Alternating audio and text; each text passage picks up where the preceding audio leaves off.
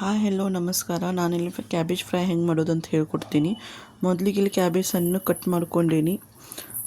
ಆ ಕ್ಯಾಬೇಜ್ನ ಈಗ ತೊಳ್ಕೊತೀನಿ ಬೌಲೊಳಗೆ ಹಾಕ್ಕೊಂಡು.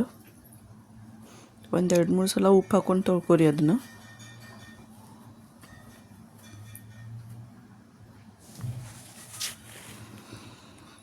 ಕ್ಯಾಬೇಜ್ ತೊಳ್ಕೊಂಡು ಇಟ್ಕೊಂಡೆ ನಾನು. ಇಲ್ಲಿ ಗ್ಯಾಸ್ ಆನ್ ಮಾಡ್ಕೊಂಡು ಗ್ಯಾಸ್ ಮೇಲೆ ಕಡಾಯಿ ಇಟ್ಕೋತೀನಿ. ಎಣ್ಣೆ ಹಾಕೋತೀನಿ.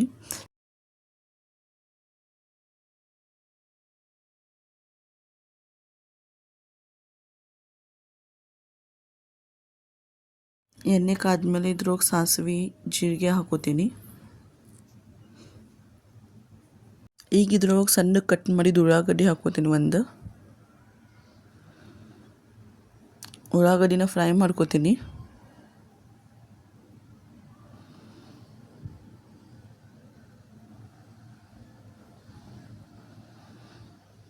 ಉಳ್ಳಾಗಡ್ಡಿ ಫ್ರೈ ಆದಮೇಲೆ ಅದ್ರೊಳಗೆ ಒಂದು ಟೊಮೆಟೊ ಹಾಕೋತೀನಿ.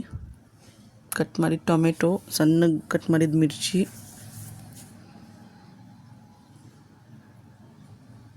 ಫ್ರೈ ಮಾಡ್ಕೋತೀನಿ. ಇಷ್ಟನ್ನು ಈಗ ಸ್ವಲ್ಪ ಟೊಮೆಟೊ ಬೆಂದಮೇಲೆ ಅದ್ರೊಳಗೆ ಉಪ್ಪು ಅರಿಶಿನ ಹಾಕೋತೀನಿ.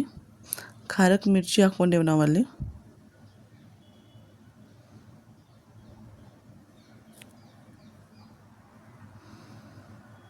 ಬೇಯಿಸ್ಕೋತೀನಿ ಮುಚ್ಚಿ.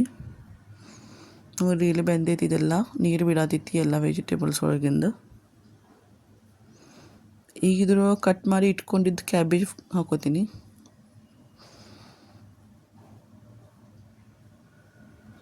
ಮೇಲಿಂದ ಕೊತ್ತಂಬರಿ ಸೊಪ್ಪು ಹಾಕ್ಕೊಂಡು ತಿರುಗಿಸ್ಕೋತೀನಿ ಅದನ್ನು ಚಲೋ.